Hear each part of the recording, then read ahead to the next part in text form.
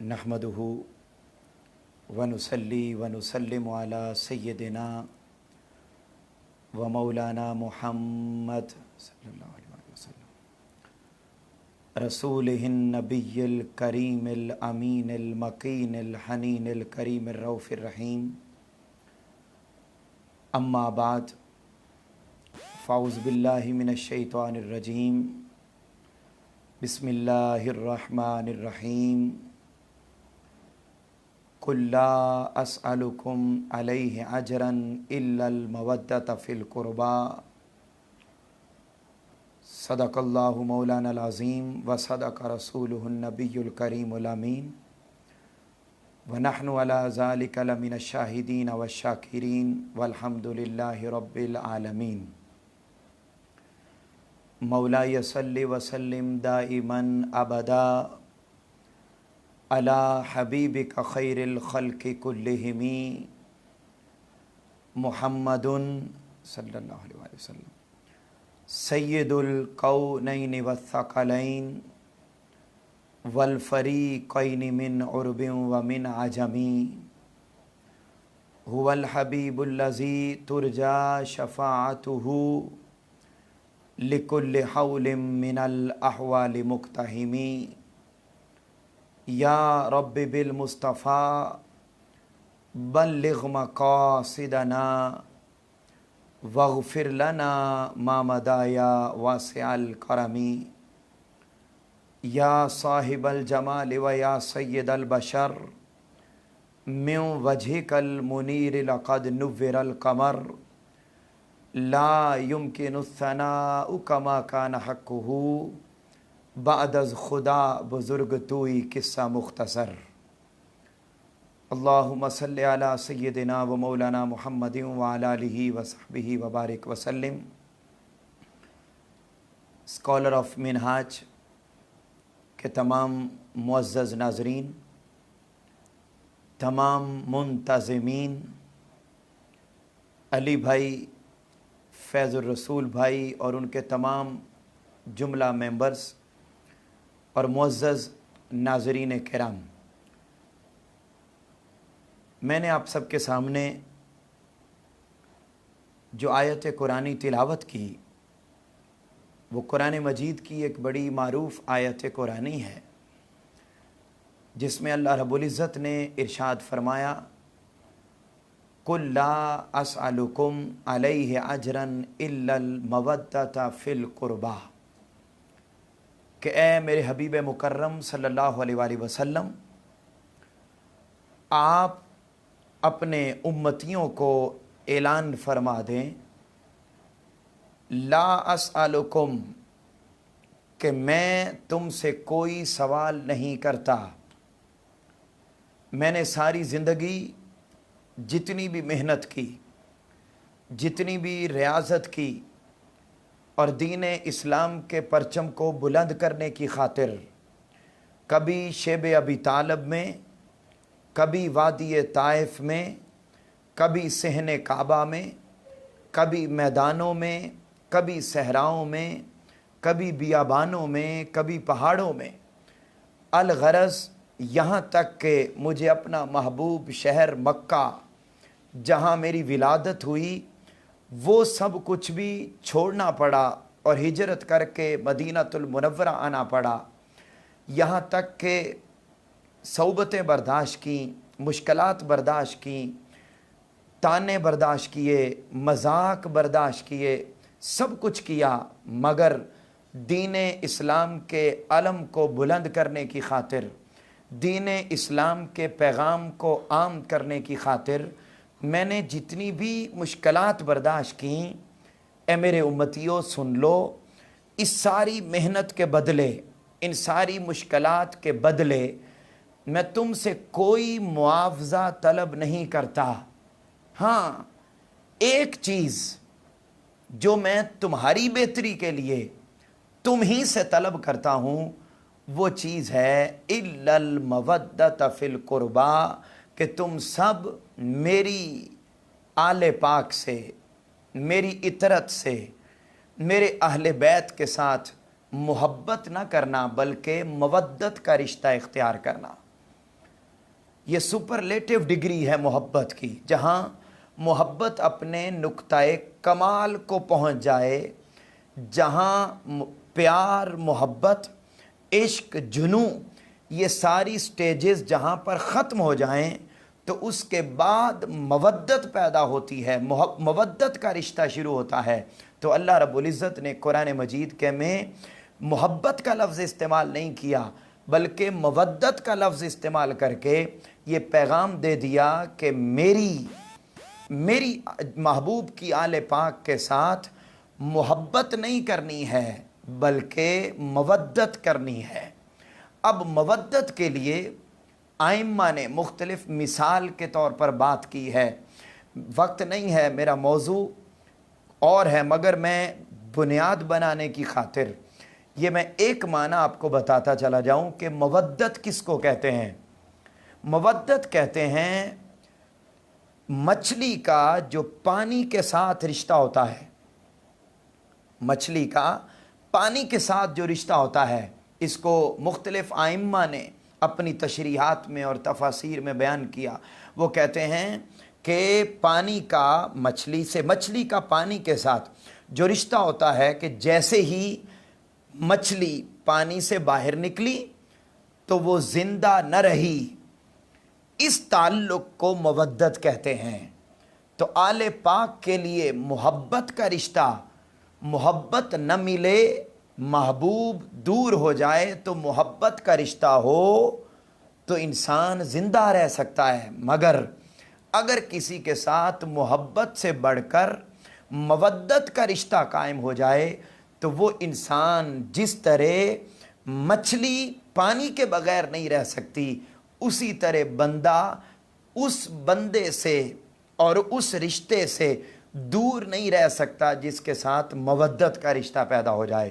قرآن مجید میں حضور کی آل پاک کے لیے محبت کا لفظ استعمال نہ ہوا بلکہ مودت کا ہوا، اور وہ اس لیے ہوا کہ ہمیں حضور نبی اکرم صلی اللہ علیہ وسلم کی آل پاک کے ساتھ وہ رشتہ، وہ تعلق، وہ ناتا، وہ مضبوط رشتہ ہمیں قائم کرنا ہوگا جو پانی کے ساتھ مچھلی کا ہوتا ہے، کہ جس طرح مچھلی پانی کے بغیر نہیں رہ سکتی، اس طرح ایک کلمہ گو مسلمان وہ محبت آل پاک کے بغیر زندہ نہیں رہ سکتا۔ معزز ناظرین، آپ کی آل پاک میں جہاں 5 تن ہیں، جہاں آپ کے اہل بیت میں امہات المومنین شامل ہیں، وہیں آپ کی نسل میں بے شمار مینارہ نور شخصیات نظر آتی ہیں۔ آپ کی آل پاک کی نسل میں بے شمار مینارہ نور شخصیات نظر آتی ہیں، ان میں ایک بڑی با کمال، بڑی با عظمت، بڑی با اخلاق، بڑی با کردار، جرت کی علامت، صبر کی علامت، ہمت کی علامت، اور جبر و تشدد کے عالم میں بھی سجدہ شکر بجا لانے والی شخصیت اور ذات ہمیں نظر آتی ہے۔ یوں تو تیری نسل پاک میں ہے بچہ بچہ نور کا، تو ہے عین نور تیرا سب گھرانہ نور کا۔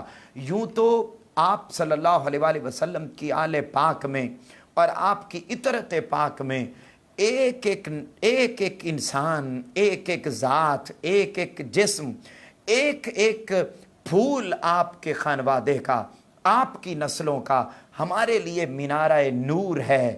انہی میں ایک شخصیت حضرت سید الساجدین، امام زین العابدین، حضرت علی بن حسین علیہ السلام کا نام بھی آتا ہے۔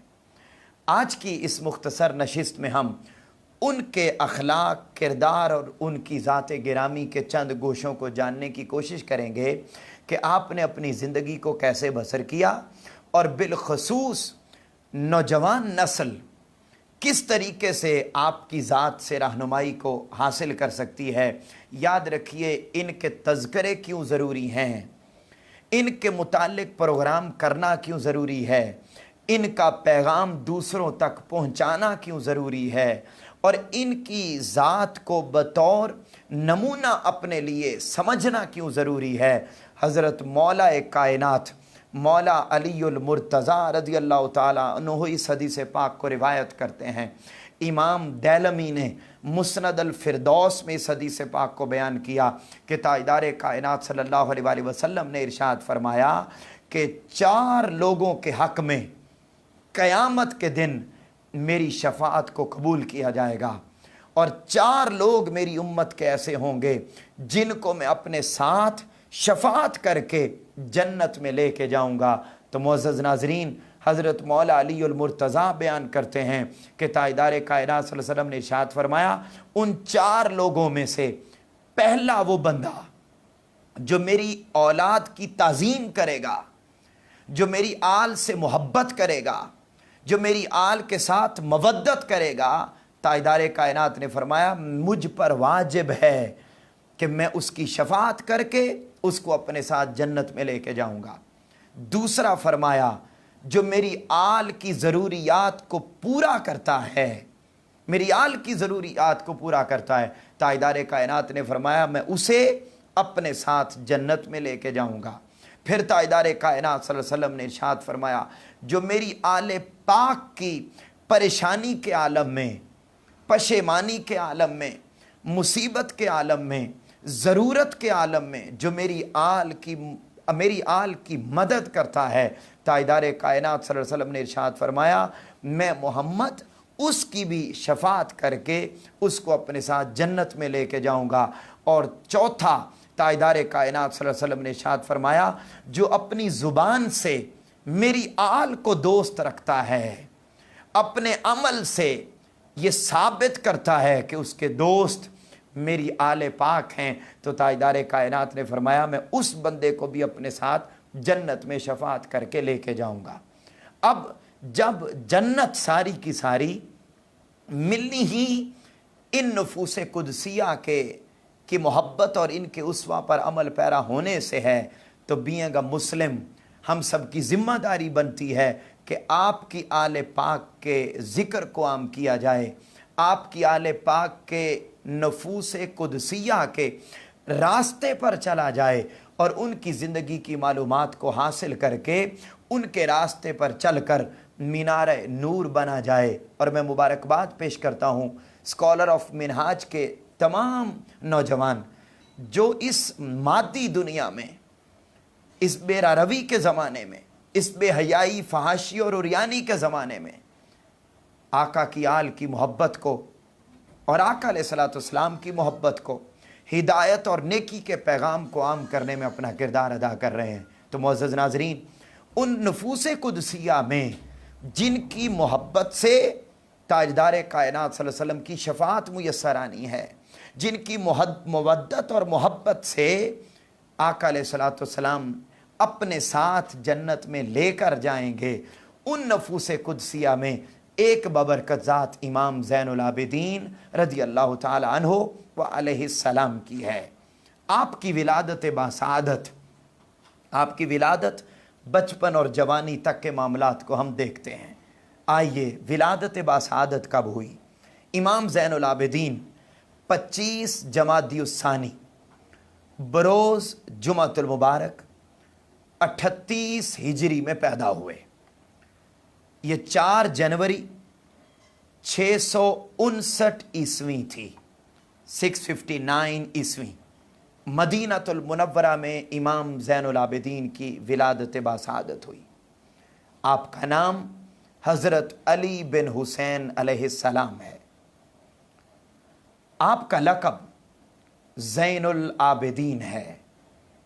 یہ زین العابدین آپ کا لقب کیسے مشہور ہوا؟ معزز ناظرین، پہلا واقعہ ہی بڑا باکمال کہ یہ لقب کسی امام نے نہیں دیا، کسی محدث نے نہیں دیا، یہ لقب آپ کو کسی مجدد نے نہیں دیا، یہ لقب اللہ رب العزت کی طرف سے آپ کو عطا ہوا۔ علامہ شبلنجی رحمۃ اللہ علیہ بیان کرتے ہیں، اور اس کو امام मालिक रदी अल्लाह ताला अन्हु ने भी बयान किया कि आपको ज़ैनुल आबिदीन कहने की पहली रीज़न ये है कि आप कसरत के साथ इबादत करते थे। और रिवायात में आता है कि आप 24 घंटों में 1000 नवाफिल अदा करते थे। चूँकि इस कदर आप कसरत के साथ नवाफिल अदा करने वाले थे, इबादत करने वाले थे, रियाजत और मुजाहदा करने वाले थे, इसलिए आपको इमाम ज़ैनुल आबिदीन कहा जाता है। दूसरी बुनियादी वजह कि ये लक़ब आपको हातिफ़ ग़ैबी से आवाज़ आई, और वो कब आई, कैसे आई? रिवायात में आता है नूरुल अब्सार सफ़ा नंबर 126। अल्लामा शबलिंजी रहमतुल्लाह अलैह बयान करते हैं कि हज़रत इमाम ज़ैनुल आबिदीन एक रोज़ तहज्जुद की नमाज अदा कर रहे थे, तो दौरान नमाज शैतान एक सांप बनकर, ख़तरनाक अजदहा बनकर आपके सामने आ गया और आपके पाँव के अंगूठे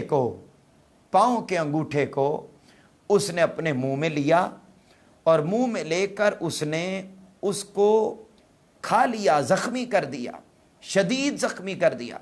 मगर इमाम ज़ैनुल आबिदीन चूँकि मुसल्ले पर थे, जिस्म तो उनका मुसल्ले पर था, मगर रूह उनकी अर्श की सैर कर रही थी, अल्लाह रब्बुल इज़्ज़त से हम कलाम थी। क्योंकि जब बंदा मोमिन नमाज में होता है तो ताइदार कायनात सल्लल्लाहु अलैहि वसल्लम ने इरशाद फरमाया कि वो चुपके से दौरान नमाज अपने रब के साथ हम कलाम होता है, अपने रब के साथ हम कलाम होता है। हज़रत इमाम ज़ैनुल आबिदीन दौरान नमाज अपने रब से हम कलाम थे, तो आपने सांप की तरफ तवज्जो न दी। वो आपके नाखून को ज़ख्मी कर चुका, काट चुका, शदीद आपको दर्द दे चुका, लेकिन एक लम्हे के लिए भी आपने तवज्जो अपनी सांप की तरफ न की, और आप कंटिन्यूसली उसी तरीके से महव होकर, गुम होकर इमाम ज़ैनुल आबिदीन नमाज में मशगूल हैं। जब आपने नमाज मुकम्मल कर ली तो चूँकि इन्हिमाक और तवज्जो सारी की सारी नमाज में थी और उस अजदहा की तरफ आपकी तवज्जो न गई एक लम्हे के लिए भी, तो हातिफ़ ग़ैबी से आवाज़ आई, अंत ज़ैनुल आबिदीन, ए अली बिन हुसैन, आप इबादत गुजारों की जीनत बन गए हैं। और रिवायात में आता है कि 3 मरतबा ये आवाज़ हातिफ़ ग़ैबी से आई उस लम्हे जब आप दौरान नमाज सांप आपके अंगूठे को खाए जा रहा था, और आप इसके बावजूद भी तवज्जो नमाज में रखे हुए थे। नौजवान मुअज़्ज़ज़ नाज़रीन, बात समझने वाली है कि देखिए, एक हम नमाज पढ़ते हैं, एक हम इबादत करते हैं, और एक वो कि जिस्म उनका यहाँ सांप खाए जा रहा है, मगर एक लम्हे के लिए भी तवज्जो उनकी इधर नहीं गई है, बल्कि अल्लाह की तरफ रही, जिसकी वजह से फिर अल्लाह रब्बुल इज़्ज़त ने यूँ नवाजा कि हातिफ़ ग़ैबी से आवाज़ आई, और उस आवाज़ में आपको ज़ैनुल आबिदीन का लक़ब दे दिया गया। और आज सदियाँ बीत गईं और क़यामत तक आपको ज़ैनुल आबिदीन के लक़ब से पहचाना जाता रहेगा। मुअज़्ज़ज़ नाज़रीन, आपका असली नाम कम लोग जानते हैं, मगर ये जो हातिफ़ ग़ैबी से आवाज़ आई इमाम ज़ैनुल आबिदीन, इस नाम से आपको हर कोई जानता है। फिर आपका लक़ब सज्जाद भी है। सज्जाद आपका लक़ब क्यों है? हज़रत इमाम बाक़िर अलैहिस्सलाम वो बयान करते हैं, और इसको अल्लामा ज़हबी ने तबक़ातुल हुफ़्फ़ाज़ में बयान किया। अल्लामा ज़हबी ने तबक़ातुल हुफ़्फ़ाज़ में बयान किया कि आपका लक़ब सज्जाद क्यों पड़ा। इसलिए कि इमाम ज़ैनुल आबिदीन ज़िंदगी में उन्हें کوئی بھی نعمت میسر آتی، وہ کوئی بھی اچھا کام کرتے، مثلا دو لوگوں کے درمیان صلح کروا دی، یہ ایک بہت اچھا کام ہے۔ اللہ رب العزت کی طرف سے آپ کو کوئی نعمت ملتی، بہت اچھا نام ہے۔ آپ قرآن مجید کی تلاوت کرتے، بہت اچھا کام ہے۔ آپ صدقہ و خیرات کرتے، بہت اچھا کام ہے۔ الغرض نیکی کی خاطر سفر کرتے، دین اسلام کی تبلیغ کرتے، قرآن مجید کی تلاوت کرتے، اچھائی کرتے، کسی کی مدد کرتے، الغرض کوئی بھی اچھا کام کرتے، تو ہر ایک اچھا کام کرنے کے بعد علامہ ذہبی بیان کرتے ہیں، اور اس کو بیان کس نے کیا؟ امام باقر علیہ السلام نے۔ وہ بیان کرتے ہیں کہ امام زین العابدین کو سجاد کا لقب دیا گیا، تو سجاد اس لیے کہا جاتا ہے کہ کوئی بھی اچھا کام کرتے تو ہر اچھا کام کرنے کے بعد آپ سجدہ کرتے تھے۔ چونکہ کثرت سجدہ کرتے، اس لیے آپ کو سجاد کہا گیا، اور آپ کی پیشانی مبارک پر سجدے کر کر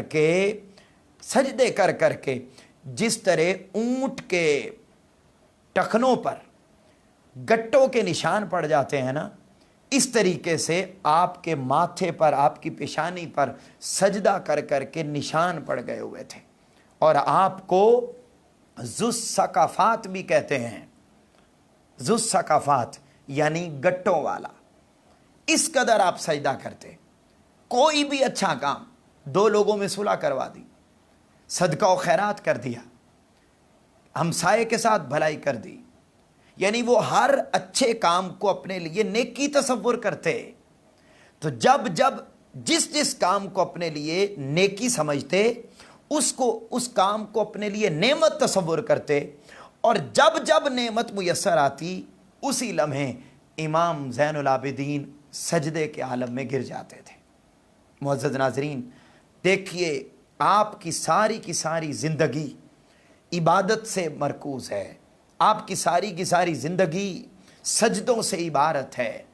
ابھی بچپن کا عالم تھا، آئیے آگے بڑھتے ہیں۔ بچپن کا بھی عالم تھا، تو روایات میں آتا ہے، علامہ مجلسی اس کو بیان کرتے ہیں کہ بچپن کے عالم میں امام زین العابدین بیمار ہو گئے۔ آپ کی ذات گرامی ایک عمر کے حصے سے تعلق رکھنے والے نوجوانوں، بچوں، بزرگوں، ہر ایک کے لیے آپ کی زندگی رول ماڈل۔ بیان کرتے ہیں علامہ مجلسی کہ ابھی بچپن کا عالم تھا، چھوٹی عمر میں امام زین العابدین بیمار ہو گئے۔ آپ کے والد گرامی سید الشہداء، امام عالی مقام حضرت امام حسین علیہ السلام نے ایک دن جب بیمار ہو گئے، کافی دن بیت گئے، ٹھیک نہیں ہو رہے تھے، تو آپ نے کہا، بیٹے تمہیں اپنے علاج کے لیے کوئی چیز چاہیے؟ مجھے بتاؤ تمہاری کیا خواہش ہے، بیماری کے عالم میں تمہارا کیا دل کر رہا ہے، مجھے بتاؤ، میں تمہارے لیے وہ لا کر دیتا ہوں، تمہارے لیے لا کر دیتا ہوں۔ بیماری کا عالم ہے، چھوٹی عمر ہے۔ اب جواب سنیے، علامہ مجلسی بیان کرتے ہیں، امام زین العابدین نے فرمایا، عرض کیا، ابا جان آپ نے پوچھ لیا، آپ کے پوچھنے سے میری طبیعت بہتر ہو گئی، مگر میں صرف اتنی بات عرض کرتا ہوں کہ آپ میرے لیے یہ دعا فرما دیں کہ اللہ مجھے ایسا بنا دے کہ میں ہر حال میں اس کی رضا پہ راضی رہنے والا بن جاؤں۔ اب آپ دیکھیے کہ وہ جو بیمار ہوئے تھے چھوٹی عمر میں، وہ کسی موسمی کیفیت کی وجہ سے بیمار نہیں ہوئے تھے، یہ بات بڑی توجہ طلب ہے۔ وہ کسی اور پریشانی کی وجہ سے بیمار نہیں ہوئے تھے، بلکہ اس غم اور اس پریشانی میں چھوٹی عمر میں آپ بیمار ہو گئے تھے کہ کہیں میری زندگی اللہ کی رضا کے بغیر تو نہیں گزر رہی۔ کہتے ہیں کہ حضرت علامہ مجلسی بیان کرتے ہیں کہ امام زین العابدین نے پوچھا، بیٹے علاج کے لیے کچھ چاہیے، کوئی دل میں خواہش ہو، کوئی بات ہو مجھے بتائیے۔ میں آپ کے لیے لا کے دیتا ہوں، مگر چھوٹی عمر میں جواب سنیے امام زین العابدین کا۔ وہ فرماتے ہیں کہ بس ابا جان میری صرف اتنی خواہش ہے، اتنی ریکویسٹ ہے، میرے لیے دعا کر دیں کہ میں ہر حال میں اللہ کی رضا کے مطابق زندگی گزارنے والا بن جاؤں۔ جب یہ جواب سنا تو امام زین العابدین کے والد گرامی حضرت امام حسین علیہ السلام نے فرمایا، بیٹے آپ نے تو چھوٹی عمر میں وہ بات کر دی جو حضرت ابراہیم علیہ السلام نے کی تھی۔ پوچھا ابا جان وہ کیا بات ہے، میں نے کون سی بات کر دی؟ حضرت امام زین العابدین کو حضرت امام حسین علیہ السلام نے فرمایا، بیٹے جب حضرت ابراہیم علیہ السلام کو منجنیخ میں ڈال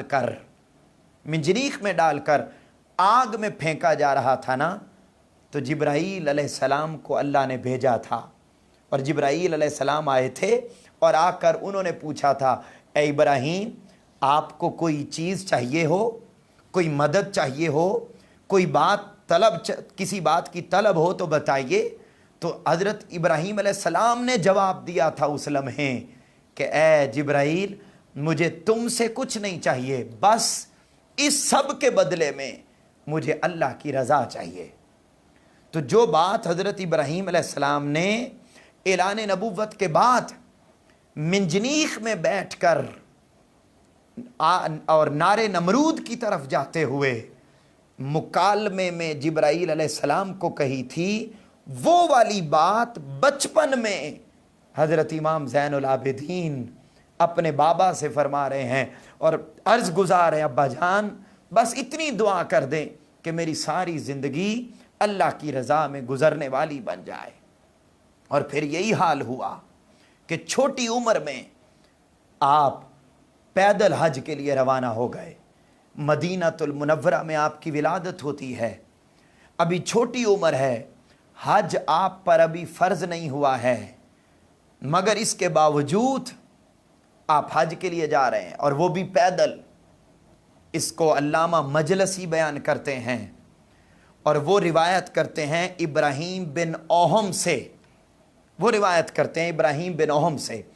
بیان کرتے ہیں حضرت ابراہیم بن اوہم وہ بیان کرتے ہیں کہ میں ایک مرتبہ حج کے لیے جا رہا تھا، تو سفر جاری تھا میرا، رستے میں اچانک میں قضائے حاجت کے لیے رکا، تو میں نے صحرا کے اندر جب میں رکا تو میں نے دیکھا کہ خوبصورت نوجوان، انتہائی چھوٹی عمر، ابھی ایسی عمر میں کہ حج ابھی فرض نہیں ہوا، میں نے خوبصورت چہرے والے اس نوعمر نوجوان کو دیکھا، تو کہتے ہیں کہ میں حیران ہوا اس کو دیکھ کر کہ نہ اس کا کوئی دوست اس کے ساتھ ہے، نہ اس کے ساتھ کوئی اس کا ساتھی ہے، تو یہ اچانک اکیلا یہ صحرا میں پیدل سفر کر رہا ہے، یہ کون ہے؟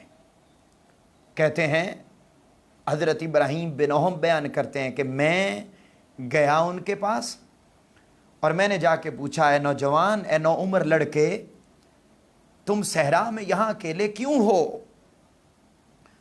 یہ صحرا اور تم تنہا، یہ معاملہ کیا ہے؟ ذرا مجھے یہ تو بتاؤ کہ تمہارا زاد راہ کیا ہے، تمہاری سواری کیا ہے، تم جا کہاں رہے ہو، کیا ماجرا ہے، اس بیاباں میں تم اکیلے ہو، کہاں جا رہے ہو، زاد راہ کیا ہے تمہارا؟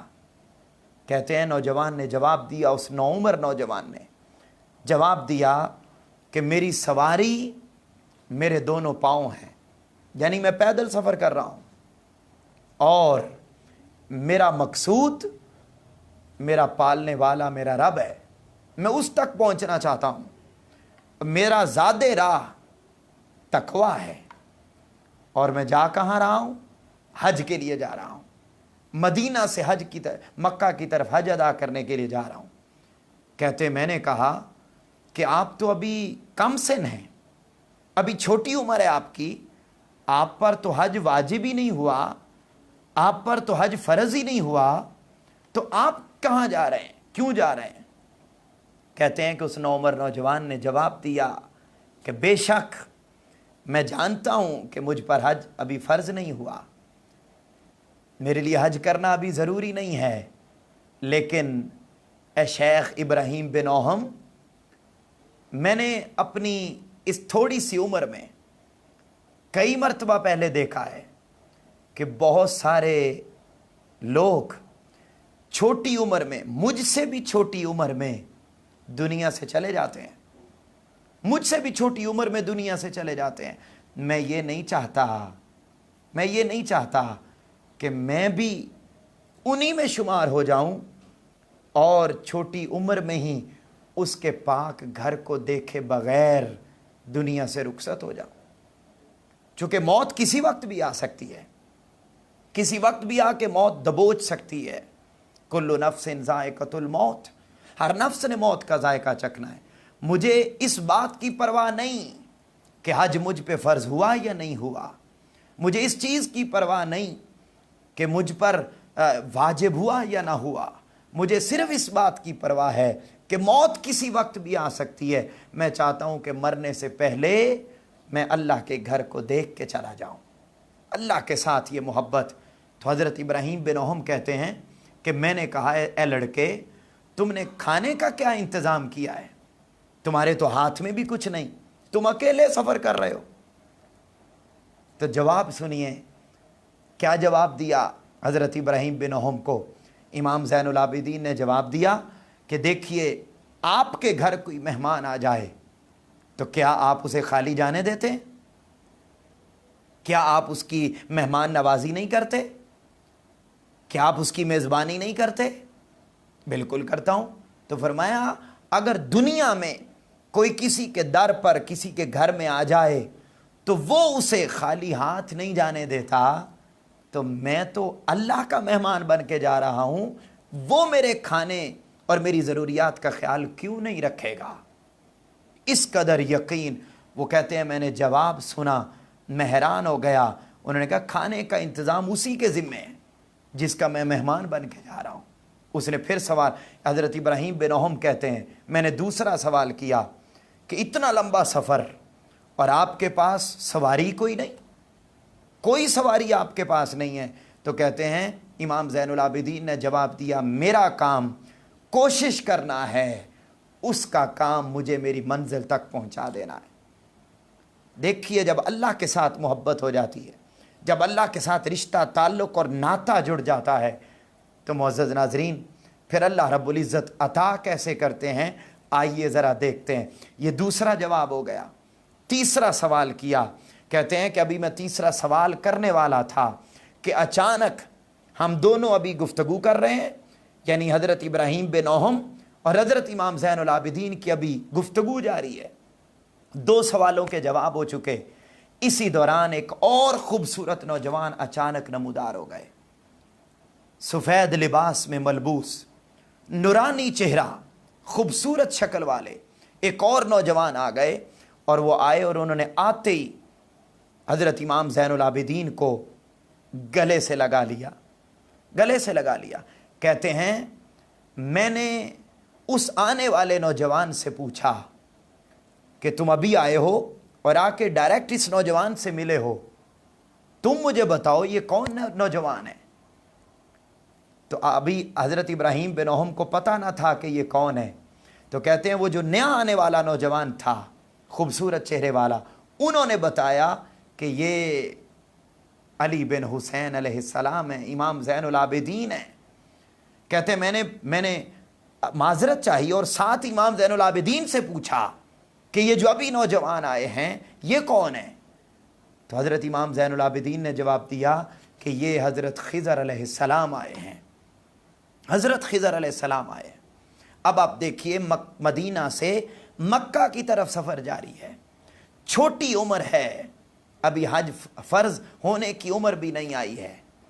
اس عمر میں خضر علیہ السلام جن کی ملاقاتوں کے لیے آئیں، جن کی مدد کے لیے آئیں، اس ذات کو امام زین العابدین کہتے ہیں۔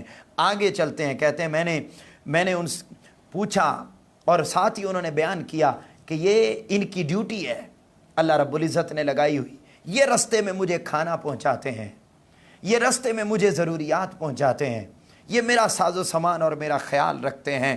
کہتے ہیں حضرت ابراہیم بن اوہم کہتے ہیں جب یہ باتیں سنی میں نے معذرت چاہی اور پھر ساتھ ہی میں نے پوچھا کہ آپ کا زاد راہ اور سواری کیا ہے، اپنے پاس کیوں سواری نہیں رکھتے؟ تو امام زین العابدین نے جواب دیا کہ اے ابراہیم بن اوہم، میری سواری 4 چیزیں ہیں، میں 4 چیزوں پر سواری کرتا ہوں، 4 چیزیں میری سواری ہیں۔ پوچھا کون سی؟ فرمایا میری سواری 4 چیزیں، پہلی چیز ساری مخلوق اللہ کے بندے اور غلام ہیں، ساری مخلوق میرے لیے اللہ کی مخلوق سب برابر ہیں، امیر اور غریب کا فرق میرے نزدیک نہیں، مذہب اور ان چیزوں کا مسلکوں کا فرق میرے نزدیک نہیں، سب اللہ کے بندے ہیں، یہ میری سواری ہے۔ اس بات کو جاننا، اس بات کو اہمیت دینا، یہ میری سواری ہے۔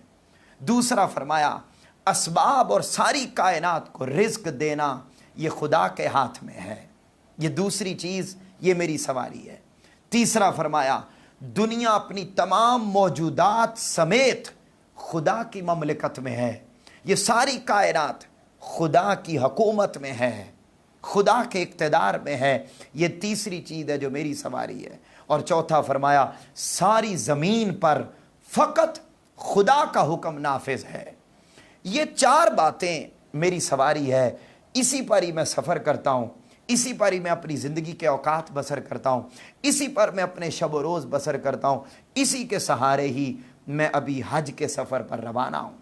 کہتے ہیں کہ میں نے عرض کیا کہ سب کچھ آپ ہی کا درست ہے، خدا کی قسم ہم تو اپنی ساری زندگی دھوکے میں گزار رہے ہیں۔ اور علماء بیان کرتے ہیں کہ حضرت امام زین العابدین نے 25 حج پیدل فرمائے، 25 حج پیدل فرمائے امام زین العابدین نے۔ معزز ناظرین، یہ امام زین العابدین کیسے زین العابدین بنتے ہیں؟ وضو کا وقت آ جاتا، مطالب السؤل صفحہ نمبر 262، علامہ محمد بن طلحہ شافعی رحمۃ اللہ علیہ روایت کرتے ہیں کہ جب وضو کا وقت ہوتا تو خدا کی قسم آپ وضو کے لیے بیٹھتے تو آپ کا چہرہ زرد ہو جاتا۔ لوگ آپ سے پوچھتے کہ وضو کے وقت آپ کا چہرہ زرد کیوں ہو جاتا ہے؟ ہم مسجد میں جانا بڑا آسان سمجھتے ہیں، مصلی پہ جانا بڑا آسان سمجھتے ہیں، ہم اللہ کی تسبیح و تحلیل کرنا بڑا آسان سمجھتے ہیں، پہلے نمبر پہ تو کرتے ہی نہیں۔ بے دینی آ گئی، بے اہمیتی آ گئی، اللہ کے دین سے دوری آ گئی، اللہ کی عبادت سے دوری آ گئی، انسانیت کی محبت سے دوری آ گئی، ادب اور احترام سے دوری آ گئی، اخلاقیات سے دوری آ گئی۔ ایک تو یہ اس کا پرسپیکٹیو اور ایک پس منظر ہے، مگر جو جاتے ہیں اللہ کی بارگاہ میں وہ بھی بڑا آسان سمجھتے ہیں، لیکن چونکہ ہم لوگ اس بارگاہ کا ادب، اس بارگاہ کا احترام اور اس بارگاہ کا بڑا پن سمجھ نہیں پائے آج کے دن تک، اس لیے خدا کی قسم ہم بڑی آسانی سے پہنچ جاتے ہیں، مگر جو ادب والے ہوتے ہیں، جو محبت والے ہوتے ہیں، جو خدا کو حقیقت میں خدا تصور کرتے ہیں، جو رب کو حقیقت میں اپنا رب تصور کرتے ہیں، وہ اس بارگاہ میں جاتے ہوئے بھی ڈرتے ہیں۔ امام زین العابدین جیسی شخصیت، آپ کا عالم یہ تھا کہ آپ وضو کرتے تو آپ کا چہرہ مبارک زرد ہو جاتا۔ لوگ پوچھتے کہ امام زین العابدین آپ کا چہرہ مبارک زرد کیوں ہو گیا؟ فرماتے ہیں کہ خالق میرا چہرہ اس لیے زرد ہو گیا کہ خدا کی قسم میں بارگاہ خدا میں جانے والا ہوں، اس کی بارگاہ کا روب مجھ پر ایسا طاری ہوتا ہے کہ ڈر کے مارے میرا رنگ چہرے کا زرد ہو جاتا ہے، اور میں اپنے آپ کو چونکہ اس بارگاہ میں، اس بڑی بارگاہ میں کھڑے ہونے کے اپنے آپ کو قابل نہیں سمجھتا، اس لیے میں ڈرتا ہوں اور ڈرتے ہوئے میرے چہرہ زرد ہو جاتا ہے۔ دوران نماز آپ کی آنکھیں پھول جایا کرتی تھیں، ہم تو پڑھتے ہی نہیں۔ یہ تو مبارکباد کے مستحق ہیں اسکالر آف منہاج ٹیم کے تمام نوجوان جنہوں نے اس نیکی کے پیغام کو عام کرنے کی کوشش کر رکھی ہے۔ میں بارے دیگر مبارکباد دیتا ہوں ان کو کہ انہوں نے سوشل میڈیا کا درست استعمال سکھایا اور ایک نیا انقلاب بپا کر دیا ہے۔ اور پیغام کو عام کر رہے ہیں۔ دیکھیے وہ شخصیات اللہ کی بارگاہ میں جاتی تو اللہ کا ادب، اللہ کا احترام، اللہ کی محبت، اللہ کا رعب اور دبدبا اس کو محسوس کرنے کا عالم یہ ہوتا کہ آپ کی آنکھیں پھول جایا کرتیں، دوران عبادت آپ کے پاؤں مبارک سوج جایا کرتے، ناک اور پیشانی پر کثرت سجدہ کی وجہ سے نشان پڑ گئے تھے، دوران عبادت آپ کی آنکھوں سے آنسو جاری رہتے تھے، جسم پر کپ کپی طاری رہتی تھی، اور اللہ کا رعب اور دبدبا آپ کی طبیعت پر محسوس ہوتا تھا۔ الصواعق المحرقہ صفحہ نمبر 119، نور الابصار صفحہ نمبر 126، مطالب السؤل علامہ مجلسی بیان کرتے ہیں صفحہ نمبر 267، بیان کرتے ہیں طلحہ بن شافعی رضی اللہ تعالیٰ عنہ روایت کرتے ہیں کہ حضرت امام زین العابدین اس رعب اور دبدبا کی کیفیت کے باوجود، اللہ کے رعب اور دبدبا کی کیفیت کے باوجود عبادت کا عالم یہ تھا کہ 24 گھنٹوں کے اندر 1000 نوافل امام زین العابدین ادا فرمایا کرتے تھے۔ 1000 نوافل آپ ادا فرمایا کرتے تھے۔ امام زین العابدین تقوی کا پیکر، طہارت کا پیکر۔ جب 10 محرم الحرام کا دن آیا، پانی بند ہوئے، مشکلات برداشت کرنا پڑی، پریشانیوں کا سامنا کرنا پڑا، مصائب کا سامنا کرنا پڑا، مگر عبادت کا عالم یہ، ریاضت کا عالم یہ۔ لوگ تو آج ٹی وی چینلز پر بیٹھ کر یہ کہتے ہیں نا کہ نعوذ باللہ حضرت امام حسین علیہ السلام وضو کے عالم میں نہ تھے، وضو کے عالم میں نہ تھے، اور وہاں تو پانی میسر نہ تھا، شاید کوئی تھوڑا پڑھ لیا ہوتا تو اندازہ ہوتا۔ امام زین العابدین حضرت امام علی مقام امام حسین علیہ السلام کی شخصیت تو درکنار، وہ تو ایسی ذات تھی کہ جن کے بارے میں، جن کی پاکیزگی اور طہارت کا اعلان اللہ رب العزت نے قرآن مجید میں فرمایا، وَيُطَهِّرَكُمْ تَطْهِيرًا، جن کی پاکیزگی اور طہارت کا اعلان اللہ رب العزت نے قرآن مجید میں فرمایا۔ ان کی نسل کا عالم یہ تھا کہ پانی میسر نہ تھا، ضروریات زندگی میسر نہ تھیں، سہولیات زندگی میسر نہ تھیں، قید و بند کی صحبتیں تھیں، مگر اس کے باوجود امام زین العابدین فرض نمازیں تو دور کی بات، بیماری کے عالم میں بھی تہجد کی نماز بھی کبھی قضا نہ ہوئی تھی، اور گرم ریت کے ساتھ آپ تیمم فرما کر عبادت کیا کرتے تھے، تہجد کی نماز ادا کیا کرتے تھے۔ اور پھر دیکھیے، یہ تو تھا عبادت کا عالم، یہ تو تھا ریاضت کا عالم، یہ تو تھا مجاہدے کا عالم کہ ساری زندگی عبادت میں گزری، ریاضت میں گزری، مجاہدہ میں گزری۔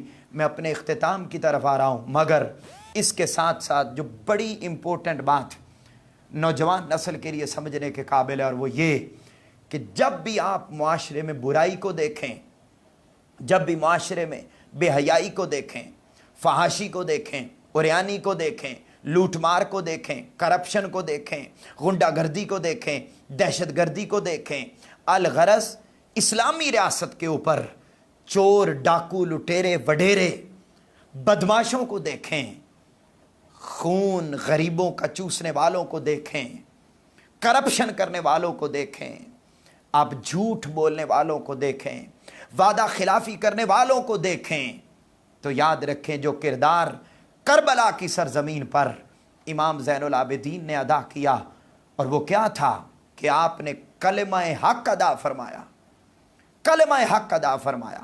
ایک لمحے کے لیے بھی آپ نے یزید کے سامنے سر نہیں جھکایا، ایک لمحے کے لیے بھی آپ نے یزید کے سامنے سر نہیں جھکایا، ایک لمحے کے لیے بھی آپ کے پاؤں متزلزل نہیں ہوئے، بلکہ جھوٹ کو جھوٹ کہا، سچ کو سچ کہا۔ کربلا کی سرزمین پر پورا خانوادہ آپ کا شہید ہو چکا تھا، آپ کے والد گرامی شہید ہو چکے تھے، کزنز سارے شہید ہو چکے تھے، سارے رشتہ دار شہید ہو چکے تھے۔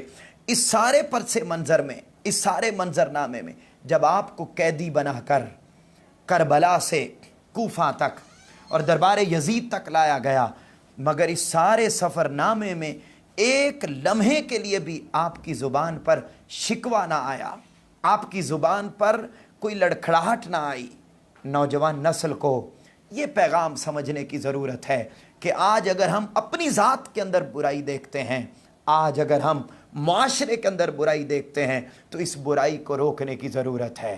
اور امام زین العابدین علیہ السلام جب سفر کر رہے تھے، دربار یزید میں پہنچے، پتہ تھا کہ یہ وہی یزید ہے جس نے پانی بند کیا، یہ وہی یزید ہے جس نے میرے بابا کو شہید کیا، یہ وہی یزید ہے جس نے خانوادہ رسول کو اندوہناک معاملات میں اور عجیب و غریب مصیبت میں ڈالا، مگر اس کے باوجود دربار یزید میں حیدری للکار کے ساتھ آپ نے سچ بات کہی۔ اور کیا فرمایا، اس کو بیان کرتے ہیں مقتل ابی مخنف صفحہ نمبر 135، بہار الانوار جلد نمبر 10، ریاض القدس جلد نمبر 2 صفحہ نمبر 328، روضۃ الاحباب الغرض دیگر کتب میں آپ کا خطاب بیان ہوا۔ آپ نے اس انداز میں عکاسی کی، پتہ ہے سامنے ظالم ہے، پتہ ہے کہ مجھے اس نے قیدی بنایا ہوا ہے۔ دیکھیے ہم تو اپنے گھروں میں آزاد رہتے ہیں، ہم تو اچھے ماحول میں رہتے ہیں۔ اسکالر آف منہاج پیج کے تمام نوجوان غور سے سنیں، ناظرین غور سے سنیں، دیکھیں اس بات کو، سمجھیں کہ ہماری زندگیاں کیسے بسر ہو رہی ہیں۔ انہوں نے ظالم بادشاہ کے سامنے کلمہ حق کہنے سے پیچھے نہیں ہٹے، اور اس کو اس کی اصلیت بتائی، اور اس کو اپنی اصلیت بتائی کہ جس خانوادے کے ساتھ تم نے یہ سلوک کیا حقیقت میں وہ کون تھے۔ وہ کہتے ہیں کہ آپ جب دربار یزید میں داخل ہوئے تو امام زین العابدین نے 3 باتیں کہی تھیں اس کو، 3 باتیں یزید کو سامنے کھڑے ہو کے۔ یزید نے پوچھا آپ کو کیا چاہیے؟ آپ نے فرمایا مجھے تم سے کچھ نہیں چاہیے، ہاں میرا مطالبہ یہ ہے کہ وہ شمر جس نے میرے والد کو شہید کیا وہ میرے حوالے کر دو۔ وہ اس نے نہ کرنا تھا نہ کیا۔ دوسرا سوال آپ نے فرمایا اچھا دوسری بات میری یہ مان لو کہ کل جمعہ کا دن ہے، اور جمعہ کے دن مجھے خطاب کرنے دو مسجد میں، مجھے خطاب کرنے دو، میں خطاب کروں گا اور میں لوگوں کو اصلیت بتاؤں گا۔ دیکھیے ہمیں قید کیا ہوا ہو اور ظالم بادشاہ نے قید کیا ہوا ہو، ہم کوئی بات کر سکتے ہیں؟ ایک زبان سے لفظ نہیں نکلتا، مگر انہوں نے اپنے نانا کا فرمان سنا ہوا تھا، تاجدار کائنات صلی اللہ علیہ وسلم کا فرمان سنا ہوا تھا کہ ظالم بادشاہ کے سامنے کلمہ حق ادا کرنا افضل ترین جہاد ہے۔ معزز ناظرین کیا ہوا؟ فرمایا مجھے کل جمعہ کا دن خطاب کرنے دینا۔ تیسرا فرمایا کہ پھر ہمیں تیسرا مطالبہ یہ ہے کہ ہمیں بحفاظت اپنے نانا کے دربار پر پہنچنے دیا جائے، مدینہ المنورہ میں جانے دیا جائے۔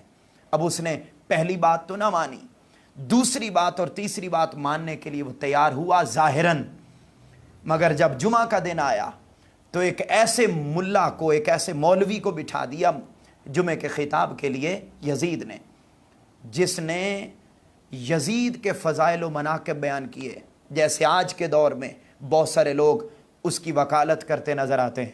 یہ سلسلہ تب سے شروع ہوا ہے، اور بڑے نامی گرامی لوگ، بڑے جبوں کبوں والے لوگ آپ کو سوشل میڈیا پہ نظر آتے ہیں، جو یزید کو نعوذ باللہ استغفر اللہ، جو کافر جہنمی، جس نے تاجدار کائنات صلی اللہ علیہ وسلم کے جسم مبارک کو اذیت پہنچائی، جس نے سیدہ کائنات فاطمہ الزہرا علیہ السلام کو اذیت پہنچائی، اس ظالم اور بدبخت نے اس کو جنتی قرار دینے اور اسے رضی اللہ تعالیٰ عنہ کہنے اور اس کی وکالت کرتے نظر آتے ہیں، اور عجیب و غریب قسم کے دلائل۔ کوئی یہ کہہ رہا ہے کہ جب امام حسین علیہ السلام شہید ہوئے تو وہ وضو میں ہی نہیں تھے، اور بڑا نام ہے ان کا، بڑے امیر ہیں، بڑا کوئی یہ کہتا دکھائی دیتا ہے کہ میں عالم دین ہوں، میں اپنے سامنے غیر شرعی کام نہیں ہونے دیتا، تو حضرت امیر معاویہ نے کیسے جو ہے وہ یزید کی یوں پرورش کی ہوگی؟ تو اس تناظر میں یزید کی وکالت کرتے نظر آتے ہیں۔ امام زین العابدین نے اگلا دن آیا جب اس نے یزید کی وکالت کی، یزید کی تعریف و توصیف کی، تو کیا ہوا؟ لوگ آپ کھڑے ہو گئے، وہ خطاب کر رہا تھا اور یزید کے فضائل و مناقب بیان کر رہا تھا۔ اسی دوران حضرت امام زین العابدین کھڑے ہو گئے، مجلس سے جمعہ کے دن میدان اس مسجد میں کھڑے ہو گئے اور لوگوں کو کہا کہ میں خطاب کرنا چاہتا ہوں۔ لوگوں نے ڈیمانڈ بڑھا دی، الغرض آپ ممبر پر تشریف لے آئے اور لے کر آپ نے خطاب فرمایا۔ آپ نے فرمایا، لوگو، تم میں سے جو مجھے پہچانتا ہے وہ تو پہچانتا ہی ہے، جو نہیں جانتا میں اسے بتاتا ہوں کہ میں کون ہوں۔ امام زین العابدین دیکھیے قید و بند میں ہیں، مصیبتیں برداشت کر کے آئے ہیں، مشکلات میں ہیں۔ نوجوان نسل دیکھیے، ہم تو گھروں میں، ہم تو بڑے پرامن ماحول میں سچی بات نہیں کہتے، جھوٹ کو جھوٹ نہیں کہتے، جھوٹے کو جھوٹا نہیں کہتے، غلط کو غلط نہیں کہتے، برائی کو برا نہیں کہتے، حق بات کا، حق کا پیغام نہیں پہنچاتے، سب کچھ دیکھنے کے باوجود حق کی تبلیغ نہیں کرتے۔ سنیے، امام زین العابدین نے فرمایا، سنو، میں علی بن حسین بن علی بن ابی طالب ہوں، اس کا فرزند ہوں جس نے حج کیے۔ سنو، میں اس کا فرزند ہوں جس نے طواف کیے۔ سنو، میں اس کا فرزند ہوں جس نے صفا مروہ کے درمیان سعی کی ہے۔ میں اس پیاسے کا فرزند ہوں جو پیاسا ہی دنیا سے چلا گیا۔ سنو، میں اس کا بیٹا ہوں جس پر پانی بند کر دیا گیا، حالانکہ پانی سب کے لیے حلال اور جائز تھا۔ آپ نے فرمایا، میں محمد صلی اللہ علیہ وآلہ وسلم کا فرزند ہوں، میں اس کا فرزند ہوں جس کے باپ کو کربلا کی سرزمین پر شہید کر دیا گیا۔ میں اس کا فرزند ہوں جس کے دوست زمین میں آرام کی نیند سو گئے۔ میں اس کا بیٹا ہوں جس کے اہل حرم کو قید کر دیا گیا۔ آپ نے فرمایا، میں اس کا بیٹا ہوں جس کے بچے بغیر جرم و خطا کے ذبح کر دیے گئے۔ میں اس کا فرزند ہوں جس کو سجدے کی حالت میں شہید کر دیا گیا۔ میں اس کا فرزند ہوں جس کا سر نوکے نیزہ پہ چڑھا دیا گیا۔ میں اس کا فرزند ہوں جس کے اہل حرم کی بے حرمتی کر دی گئی۔ میں اس کا فرزند ہوں جس کا بدن کربلا کی زمین پر بے گور و کفن چھوڑ دیا گیا۔ میں اس کا فرزند ہوں جس کا سر نیزہ کی نوک پر چڑھا کر گلیوں میں پھیرایا گیا اور اس کے سر انور سے بھی قرآن کی تلاوت آتی تھی۔ میں اس کا فرزند ہوں جس کے ارد گرد دشمن کے سوا کوئی اور نہ تھا۔ میں اس کا فرزند ہوں جس کے اہل حرم کو قید کر کے شام تک لایا گیا۔ میں اس کا فرزند ہوں، میں اس کا فرزند ہوں جس کو اذیت اور مصیبت سے دوچار کر دیا گیا۔ آپ نے فرمایا، لوگو سنو، خدا نے ہم کو 5 چیزوں میں فضیلت دی ہے۔ کیونکہ وہ شامی مولوی یزید کے فضائل اور مناقب بیان کر رہا تھا، آپ نے کہا، سنو، یہ تو سب کچھ جھوٹ بول رہا ہے، ان کے فضائل اور مناقب تو ہیں نہیں، سنو میں کون ہوں۔ فرمایا 5 چیزیں ایسی ہیں جن 5 چیزوں میں ہمیں فضیلت دی گئی۔ فرمایا ہم ہی ہیں جن کی شان میں قرآن کی آیات اتری ہیں۔ فرمایا ہم ہی ہیں شجاعت اور بہادری جن کے گھر کی کنیز ہے۔ فرمایا ہم ہی ہیں جو صراط مستقیم اور ہدایت کا مرکز ہیں۔ فرمایا ہم ہی ہیں جن کے رتبے زمین پر بھی اور آسمانوں پر بھی بلند کر دیے گئے ہیں۔ وہ کہتے ہیں ہم نہ ہوتے، ہمارے آباء و اجداد نہ ہوتے تو خدا کی قسم کوئی کائنات کی وہ چیز وجود میں نہ آتی۔ ہمارے ہی دوست قیامت کے دن جنت میں جائیں گے اور ہمارے دشمن قیامت کے دن دوزخ کا ایندھن بن جائیں گے۔ معزز ناظرین، جب آپ نے یہ خطاب کیا تو یزید نے، آپ اپنے فضائل اور مناقب بیان کر رہے تھے، برداشت نہ کر سکا۔ یزید نے مؤذن کو کہا اذان پڑھو۔ اب اس نے اذان شروع کر دی۔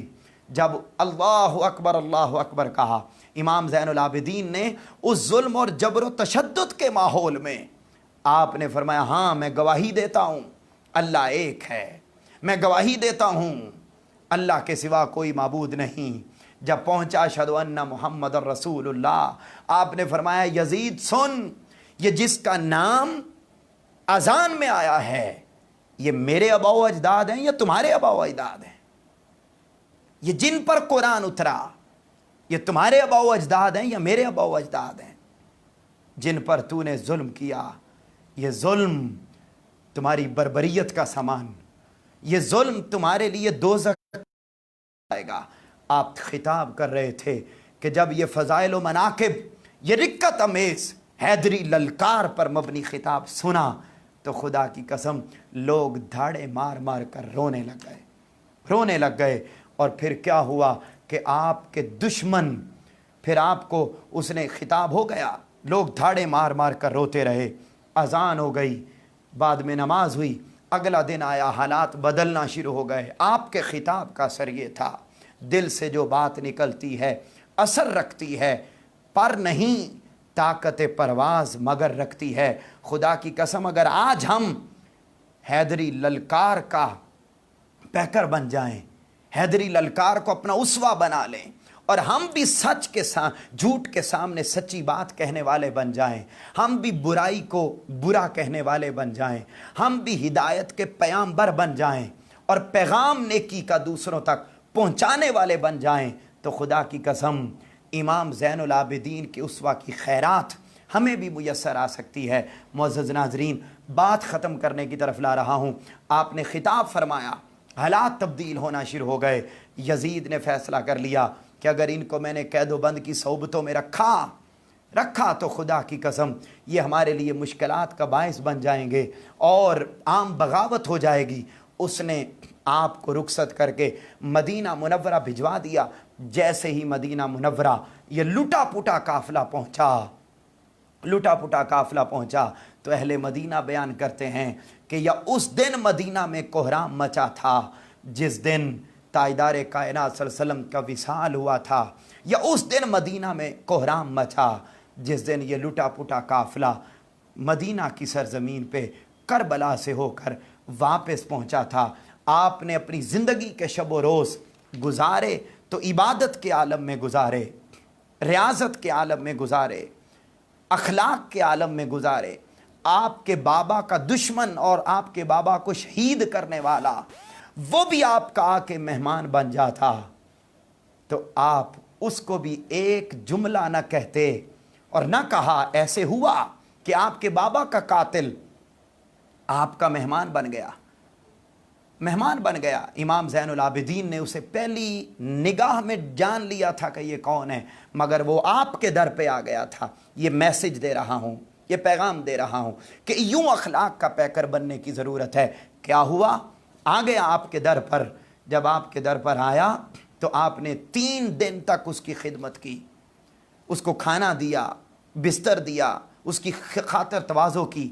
جب آپ کے بابا کا قاتل رخصت ہونے لگا تو اتنا شرمندہ ہوا، اتنا متاثر ہوا اور کہنے لگا کہ لگتا ہے آپ نے مجھے پہچانا نہیں۔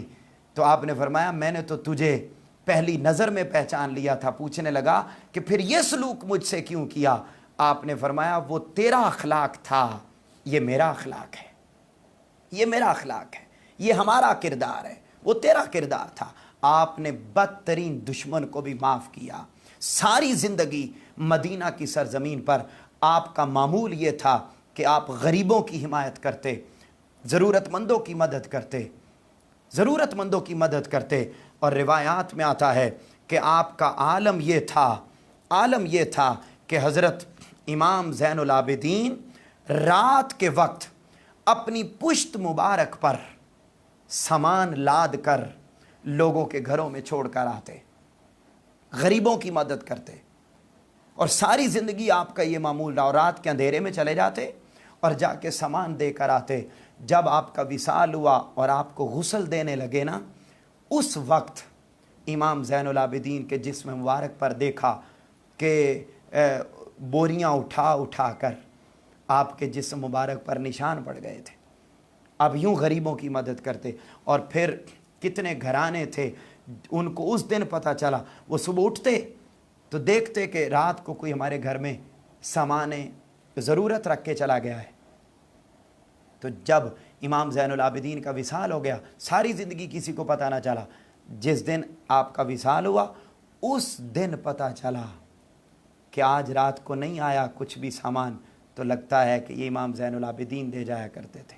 پھر آپ کے جسم مبارک کو دیکھا گیا تو بات کنفرم ہو گئی کہ یوں ساری زندگی چھپا کر آپ غریبوں، ضرورت مندوں اور بیواؤں کی خدمت کیا کرتے تھے۔ معزز ناظرین، بات یہ ہے کہ یہ ساری سیرت بیان کرنے کا کہ آپ عبادت یوں کرتے تھے، آپ امام زین العابدین یوں بنے، آپ امام الساجدین اور سجاد کیسے بنے، صرف اور صرف عبادت کے ذریعے، صرف اور صرف ریاضت کے ذریعے، صرف انسانیت کی خدمت کے ذریعے، صرف اخلاق کا پیکر بن کر اور جھوٹے کو جھوٹا کہہ کر۔ حق بات پہ کٹتی ہے تو کٹ جائے زباں میری، اظہار تو کر جائے گا جو ٹپکے گا لہو میرا۔ اس شعر کی مصداق شخصیت حضرت امام زین العابدین تھے کہ ہر مشکل گھڑی میں بھی آپ نے حق بات کہنے سے پیچھے نہیں ہٹے۔ پیغام یہ ہے کہ تحریک منہاج القرآن اس صدی میں یہی کام کر رہی ہے، اسی اسوہ شبیری اور اسوہ آل پاک کے پیغام کو عام کر رہی ہے۔ ہمارا معاشرتی، سیاسی، معاشی نظام بھی یزیدی صفات کا حامل ہو چکا ہے۔ ہمیں ضرورت اس بات کی ہے کہ اس یزیدی صفات کے حامل نظام کو تبدیل کرنے کے لیے جس طرح امام زین العابدین نے ڈٹ کر حیدری للکار کا پیکر بن کر اور حیدری للکار کو اپنا اسوہ بنا کر آپ ظالم کے سامنے سینہ سپر ہو کر کھڑے ہو کر سچ اور حق بات کہی، اسی طریقے سے ہمیں بھی حق اور سچ پر عمل پیرا ہو کر اپنی زندگی کو بسر کرنا ہے۔